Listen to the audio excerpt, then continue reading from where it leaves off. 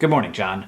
In 2012, on September 11th, a group of militants attacked the US consulate in Benghazi, Libya. Now, 3 years later, if you live in America, the word Benghazi is either one of those words that gets you real riled up, or it's a word that if you hear it, you're gotta get ready to run away from whatever nearby person is about to get real riled up. It's one of those topics that you either know a whole lot about, or you know pretty much nothing about. And the trouble is, learning about Benghazi is, no matter what, going to expose you to a great deal of partisan anger. Figuring out why this is, what actually happened, what it means, and hopefully removing it a little bit from that crazy, angry partisan grandstanding is what we're gonna try to do in the next 7 minutes. Let's start out with Benghazi, which, despite the fact that every American has heard of it as, at minimum, a site of a tragedy, at maximum, a site of a massive conspiracy, is actually a city in Libya. It's big, it's about 600,000 people, roughly the size of Denver, Colorado. In 2009, a pro-democracy protest broke out in Benghazi, which then spread across the entire country and eventually resulted in the first Libyan civil war. Revolutions are very exciting. They promise the possibility of rapid change for good. And that's exactly what we were all hoping for after Muammar Gaddafi, generally accepted to be a pretty bad dude, was killed and his government toppled. Unfortunately, the usual immediate outcome of a revolution is a power vacuum followed by groups of people who want very badly to control the future of their country with guns. There was a great deal of hope that Libya, and especially Benghazi, where the protests first began, would find a quick path to stability. And depending on who you ask, the Obama administration was either too optimistic about this, or criminally negligent in pretending that it was all okay when it really wasn't, and they just wanted to pretend it was for political reasons. Let's get this straight. In this story, there will be two sides to absolutely everything, and both of those sides want very badly to control the future of their country. You know, with incessant yammering on cable news and 85 different congressional committees. But thankfully without guns. Now, there isn't much controversy about what actually happened on September 11th, 2012. A group of armed militants easily breached the consulate. Security experts attempted to gather all of the personnel and move them to the safety of a nearby CIA compound that was much more easily defensible. Two people, Ambassador Chris Stevens and diplomat Sean Smith, were in a safe room after the compound was lit on fire. Both of them died of smoke inhalation. The rest of the consulate staff was taken to the CIA compound, which was then later attacked as well. There, two security officers, both former Navy SEALs Glenn Doherty and Tyrone Woods, were killed by mortar fire. It was believed that Ambassador Stevens might still be alive. His body wasn't found at the consulate, but it turned out that a group of Libyans had tried to rescue him,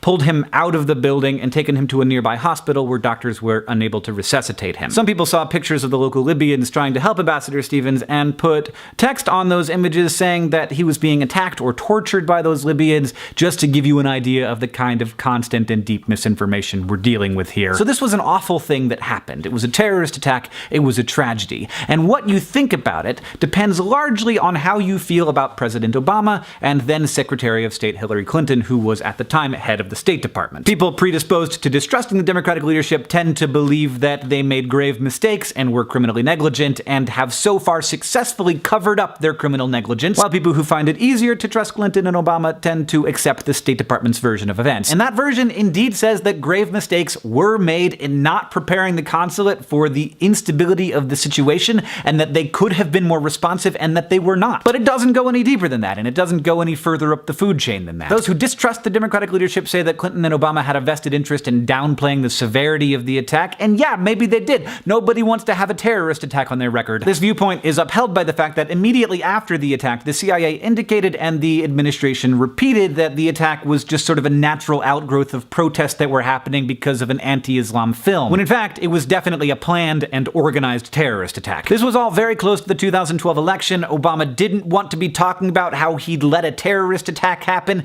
and it was weeks before he even used the word terrorist. But downplaying a crisis after it's happened is, at least to me, very far away from criminal negligence. Other accusations, like that then Secretary Clinton called off troops that could have helped, have been proved over and over again to just be made up. But the State Department did make mistakes. They could have and should have done more to protect the consulate. But those shortcomings have been acknowledged, and indeed they were acknowledged in the State Department's own internal report. Since then, there have been 7 more investigations that have found nothing new. At a certain point, it very clearly went beyond simple partisan distrust and a desire to get to whatever truth is down there, and morphed into an actual active taxpayer-funded campaign against the presumptive Democratic nominee for president. Of course, left-wing pundits have been saying this the whole time, but right-wing pundits would then say, no, we're just trying to get to the bottom of it, and left-wing pundits would be like, "You're at the bottom, there's nothing there." And they would just yell at each other, and that's how it went for a pretty long time. But then, somewhat disturbingly, one of the staunchest proponents for Benghazi investigations came forward on national TV and said this. Everybody thought Hillary Clinton was unbeatable, right?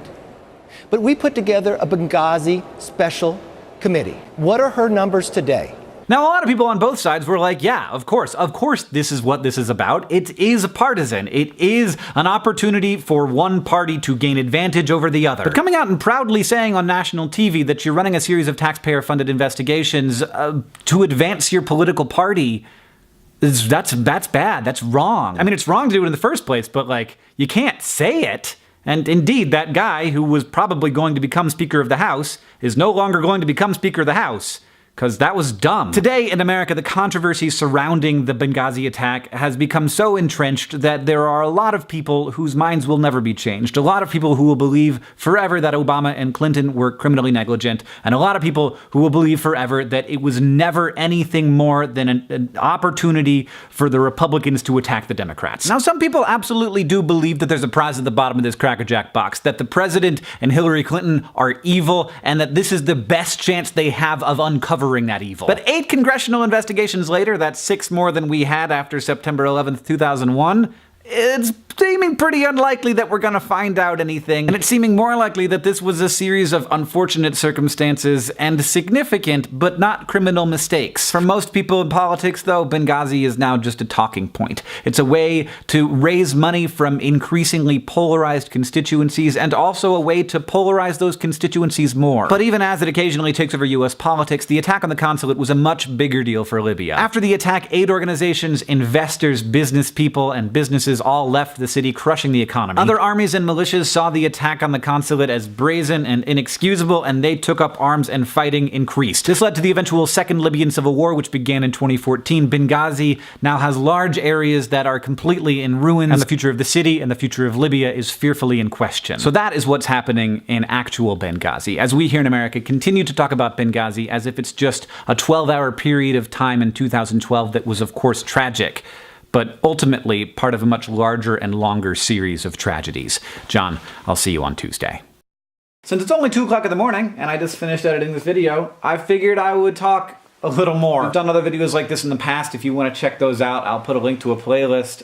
We've been doing it pretty much since the beginning of Vlogbrothers, and I like that we get to do videos like this, especially because we get to go past the time limit. But it's hard, and it's stressful, and it's 2 o'clock in the morning, and I still have to edit this bit, and I haven't found many examples of people who are trying to do this. It seems a little bit like you're not going to get a ton of views if you're not all about outrage and you're not all about what the other side is doing wrong and how evil they are. And so there aren't a lot of people doing it. If I saw someone doing it, I would either hire them or I would just talk about them all the time. The question is it just my own bias that makes me think that all of these other people are biased?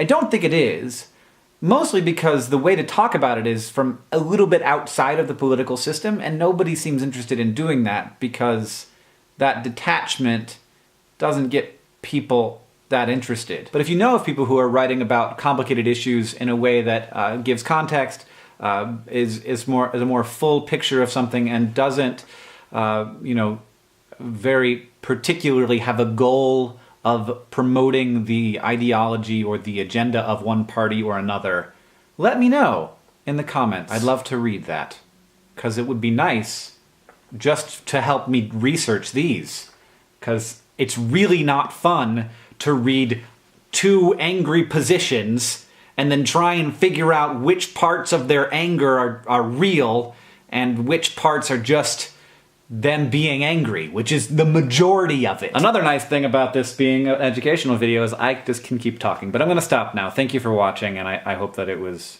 useful and not awful.